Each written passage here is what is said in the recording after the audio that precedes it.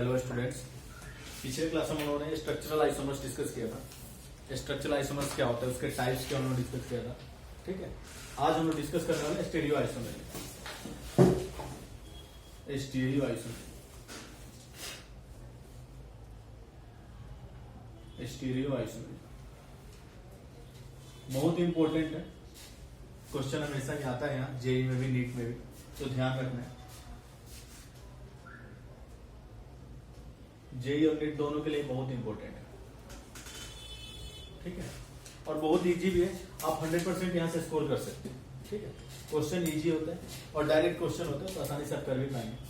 ठीक है, तो सबसे पहले हम लोग देखते हैं स्टीरियो आइसोमेरिज्म क्या होता है।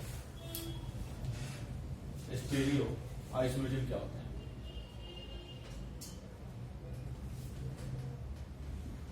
स्टीरियो आइसोमेरिज्म तो क्या होता है स्टीरियो आइसोमेरिज्म? तो अगर स्टीरियो आइसोमेरिज्म की हम लोग बात करें तो compound having same molecular formula and structural formula but difference in spatial arrangement of atoms और ग्रुप्स। क्लियर है ना? तो एक लाइन हम लोग यहां से लिख सकते हैं, the compound having same molecular formula, the compound having same molecular formula and a structural formula, same molecular formula and a structural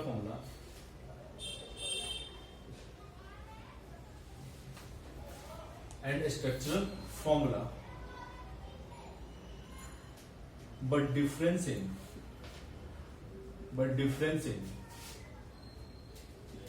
a spatial arrangement of atoms or groups.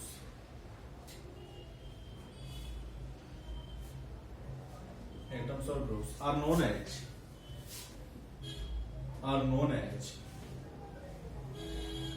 Stereo isomerism. Stereo isomerism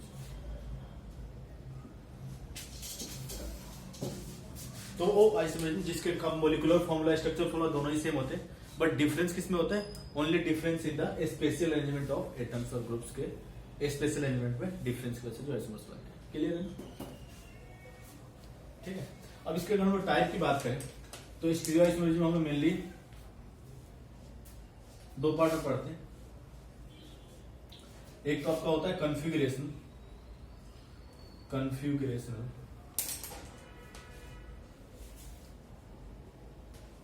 and second आपका होता है conformational.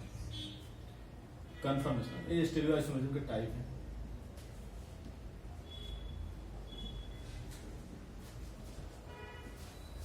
Conformational, clear है? अब कन्फिगरेशनल हम लोग दो part में पढ़ते हैं। एक तो आपका होता है ज्योमेट्रिकल आइसोमेरिज्म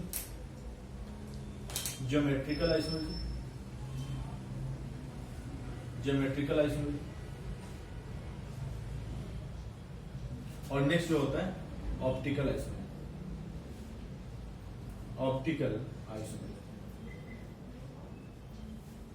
क्लियर? कॉन्फ़िगरेशन में geometrical isomerism and optical, conformation को अलग सकते हैं। क्लियर? तो एक एक कन्फर्मेशनल के टाइप्स नहीं है, सिर्फ कॉन्फ़िगरेशनल के type, geometrical and optical. Clear है ना? तो हम लोग फर्स्ट डिस्कस करते हैं ज्योमेट्रिकल आइसोमेरिज्म के बारे में। क्लियर है?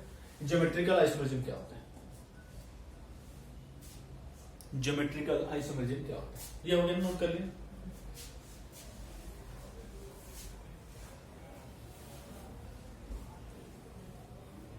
तो ज्योमेट्रिकल वो स्टीरियो आइसोमेरिज्म जो रेस्ट्रिक्टेड रोटेशन की वजह से जो बनते हैं उसे हम क्या बोलते हैं? Geometrical isomerism. क्लियर है ना? तो ज्योमेट्रिकल आइसोमेरिज्म हम लोग यहां से एक लाइन लिख सकते हैं। ज्योमेट्रिकल आइसोमेरिज्म में एक लाइन हम ऐसे लिख सकते हैं,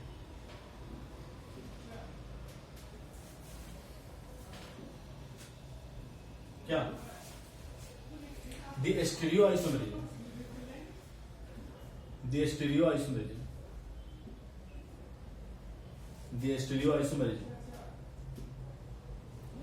which arises due to the restricted rotation above, due to the restricted rotation about double bond,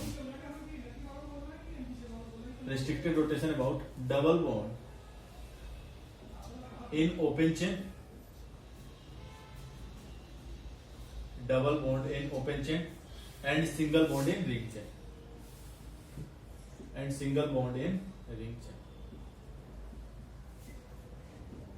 single bond in ring chain,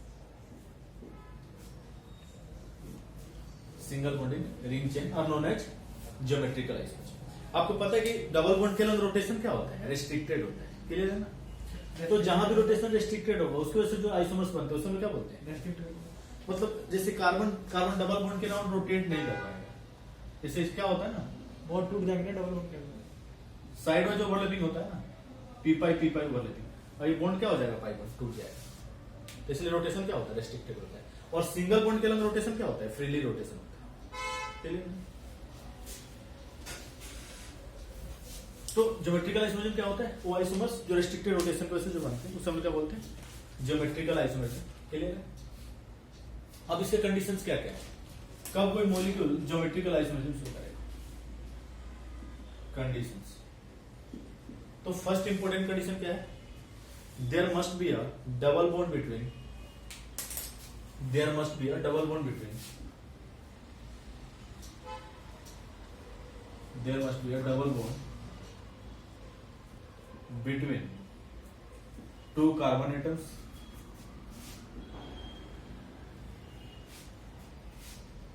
a carbon atom and nitrogen atom, carbon atom and nitrogen atom,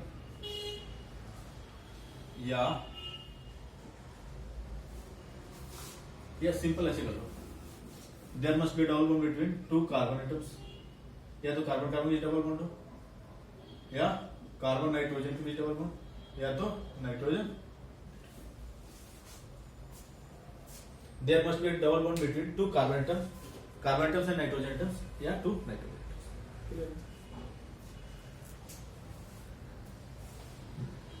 अब second condition जो important condition है आपका, there must be a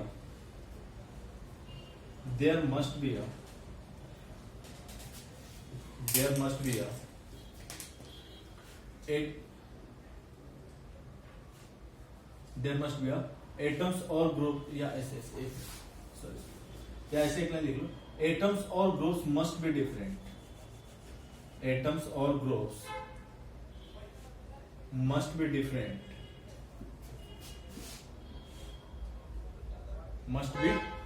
different on या तो double bonded carbon atom, या carbon nitrogen atom, या nitrogen double bonded carbon पे या कार्बन नाइट्रोजन पे या नाइट्रोजन पे जो एटम्स और ग्रुप्स होंगे वो मस्ट बी डिफरेंट, क्लियर है?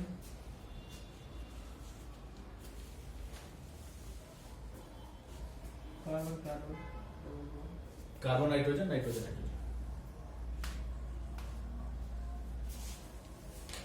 क्लियर है? नेक्स्ट टाइम डालो नोमेनक्लेचर ऑफ ज्योमेट्रिकल आइसोमरिज्म। इसका एग्जांपल जैसे एग्जांपल ले लो,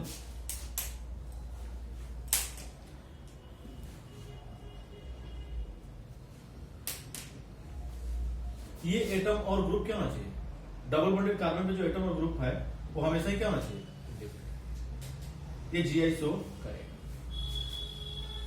और एटम और ग्रुप अगर ये सेम आ गया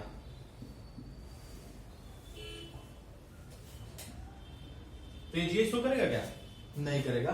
ये एटम और ग्रुप दोनों ही डबल बॉन्डेड कार्बन पे क्या होना चाहिए, डिफरेंट होना चाहिए। अब देखो क्यों डिफरेंट होना चाहिए, रीजन ये है, ये जीआई शो करेगा, नहीं करेगा। अब देखो इसका रीजन है जीआई नहीं शो करेगा। ज्योमेट्रिकल आइसोमरिज्म क्या है, स्पेशियल डिस्टेंस में डिफरेंस होना चाहिए, क्लियर है? ये नोट करो पहले, फिर मैं बताता हूं। ये नोट कर लो, साफ करो।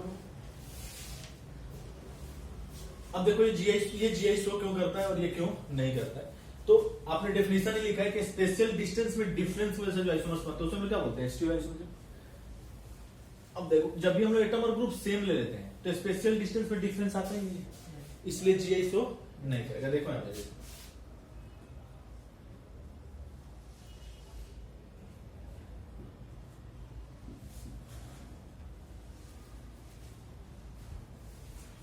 मान लो ए और डी के बीच स्पेशल डिस्टेंस कुछ क्या है, अगर हम लोग डी को यहां रख लें, इसका अगर ज्योमेट्रिकल आइसोमर्स बना है, सर ये भी पूछता है इसमें कितने ज्योमेट्रिकल आइसोमर वो हम लोग डिस्कस करेंगे। काउंटिंग ऑफ ज्योमेट्रिकल आइसोमर्स जब पढ़ेंगे तो सारा फॉर्मूला, ठीक। अब बताओ यहाँ ए और बी के बीच स्पेशल डिस्टेंस में डिफरेंस कितना है, कुछ L1 है, और ये L1 हमेशा ही क्या होना चाहिए, नॉट इक्वल टू L2, तो आइसोमर से शो करेगा, तभी शो करेगा। अगर इस केस के हम लोग डिस्कस करें तो देखो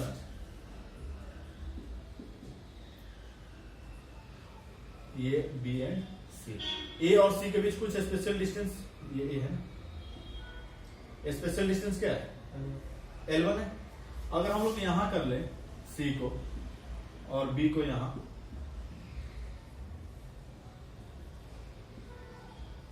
सॉरी ये है, अभी भी यहां पे स्पेशल डिस्टेंस में डिफरेंस क्या है, कुछ L1 ही है, यानी कि L1 L2 अगर मान मिले तो L1 इज इक्वल टू क्या हो जाएगा, L2। स्पेशल डिस्टेंस में डिफरेंस आ रहा है क्या, यहां भी ए और सी जो एटम है उसके बीच में स्पेशल डिस्टेंस में डिफरेंस L1, यहां भी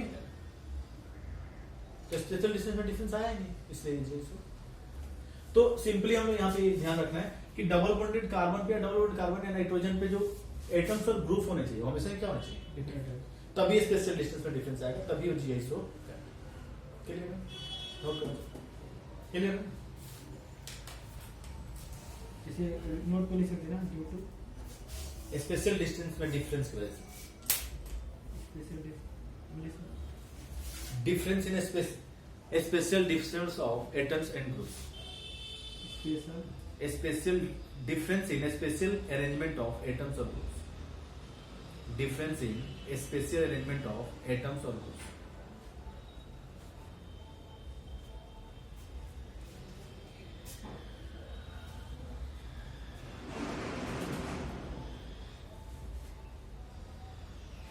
क्लियर है। नेक्स्ट आगे डालो, नोमेनक्लेचर ऑफ ज्योमेट्रिकल आइसोमर्स। ये इसमें भी पढ़ते हैं ना सर, 12th में जो एक चैप्टर है कोऑर्डिनेशन कंपाउंड, कोऑर्डिनेशन भी पढ़ेंगे इसे, इसी में है ना वो ज्योमेट्रिकल आइसोमर जो है ना, हाँ वहां भी ज्योमेट्रिक सेम ही कंसेप्ट है, ठीक है। नेक्स्ट हम लोग देखते हैं nomenclature of geometrical isomers.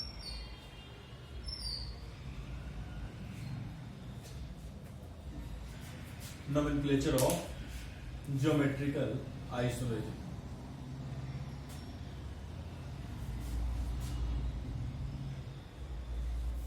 Nomenclature of geometrical isomerism, clear है। तो फर्स्ट हम लोग देखते हैं cis trans system, cis trans. तो सिस ट्रांस क्या होता है, तो सिमिलर एटम और ग्रुप डबल बॉन्ड के सेम साइड अगर है तो उसे हम क्या बोले, सिस अदरवाइज ट्रांस। तो यहां पे एक लाइन लिख सकते हैं, सिमिलर एटम्स और groups are on the same side, similar atoms और groups are on the same side, are on the same side of double bonded carbon atom, of double bonded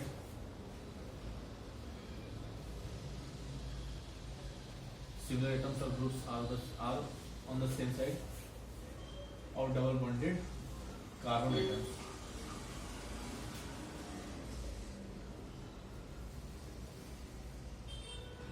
then it is known as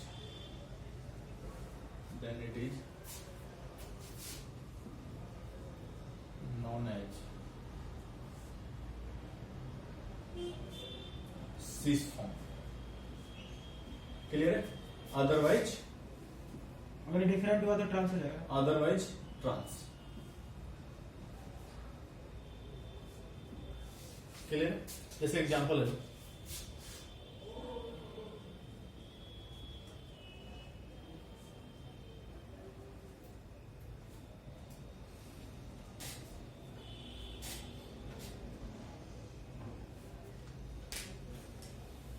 clear है?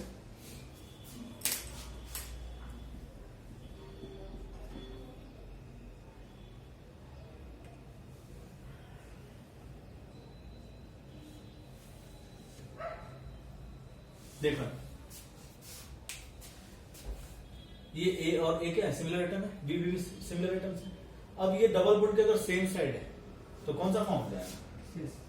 This is the, अगर opposite side है this is the trans. Clear है ना? एक example देता हूं, बताओ।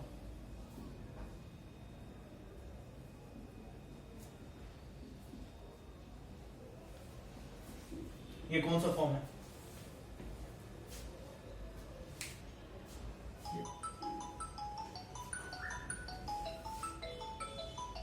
ये तो फिर फॉर्म तो ये जीआई शो करेगा ही नहीं, करेगा नहीं, क्योंकि ये एटम्स और ग्रुप्स क्या है, डिफरेंट है। सेम है ना। हाँ सेम है। जबकि होना क्या चाहिए, डबल बॉन्डेड कार्बन एटम पे जो एटम और ग्रुप है वो डिफरेंट होना चाहिए ना। तो ये जीआई तो शो करेगा ही नहीं। तो सबसे पहले तो जीआई देखना है कि शो करेगा कि नहीं, बाद में तो सिस और ट्रांस की बात होगी। ठीक है, तो पहले आपको देखना कि जीआई शो करेगा। अब देखो इसमें बताओ कौन सा फॉर्म है ये।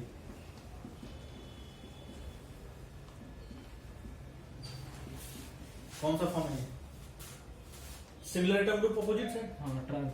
This is the trans, simple. इसका अगर सीस बनाना है तो क्या करेंगे, सिमिलर एटम और ग्रुप को सेम साइड। ये कौन सा फॉर्म आ जाएगा, this is the cis form.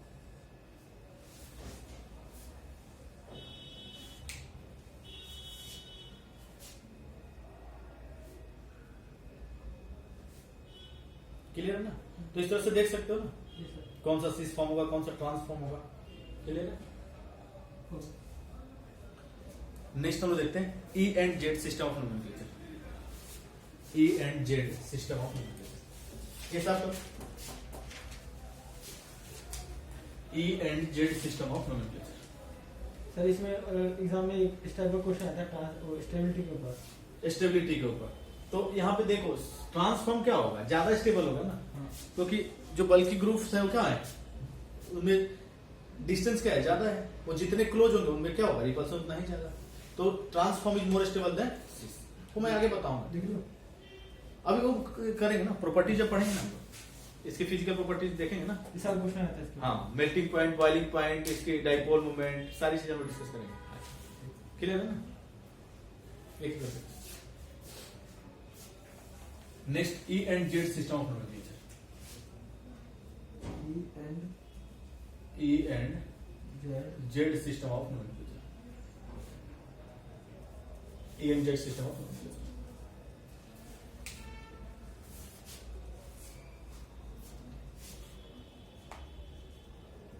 Sir आप जितना पढ़ा रहे हैं और क्वेश्चन करते रहो बहुत है ना। हाँ, उसमें काफी है, क्वेश्चन इसमें प्रैक्टिस करना ज्यादा है। ठीक है, तो E and Z system of nomenclature की हम बात करें तो higher priority group, higher priority group are on the same side. Higher priority group are on the same side of double bonded carbon atom, of double bonded carbon atoms, then it will be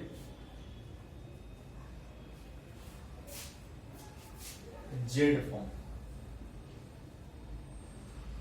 otherwise transform. E form,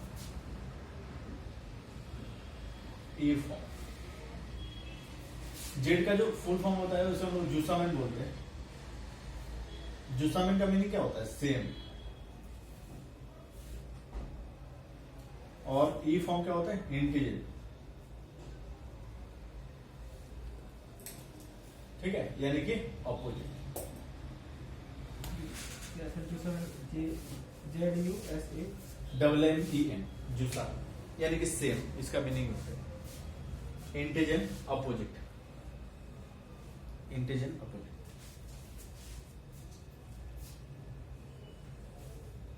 sir. Spelling थोड़ा सही कर इंटेजेजेन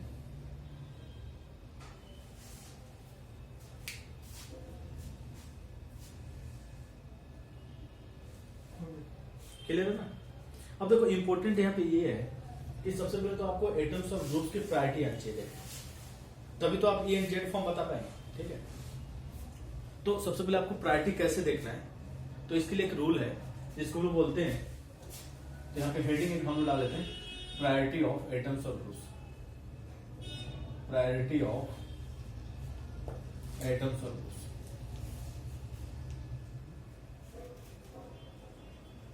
atoms और groups की priority clear है ना, क्योंकि priority आप देखेंगे तभी यहाँ पे ई एंड जेड फॉर्म बता पाए, तो प्रायोरिटी आपको आना चाहिए। जैसे प्रायोरिटी में देखते हैं एटम्स और ग्रुप्स, तो प्रायोरिटी ऑफ एटम्स और ग्रुप्स, तो इसके हम लोग एक रूल पढ़ते हैं सीआईपी रूल। इसी रूल के अकॉर्डिंग हम लोग प्रायोरिटी देखते हैं एटम्स और ग्रुप्स की। इसका फुल फॉर्म होता है Cahn Ingold free law,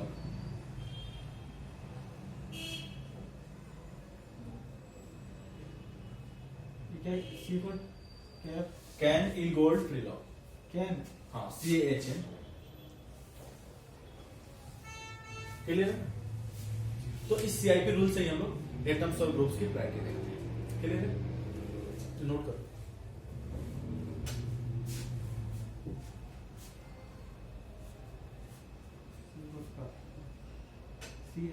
CAHN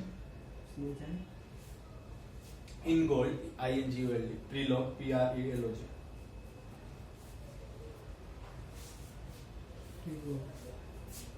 clear है। अब देखो अकॉर्डिंग टू सीआईपी रूल हम बात करें, अकॉर्डिंग टू सीआईपी रूल, तो फर्स्ट रूल क्या है, फर्स्ट रूल क्या है, तो फर्स्ट रूल ये है कि फर्स्ट एटम का एटॉमिक नंबर जितना ज्यादा होगा उसकी प्रायोरिटी उतनी ही ज्यादा होगी, क्लियर है ना। जैसे एग्जांपल हम ले लें,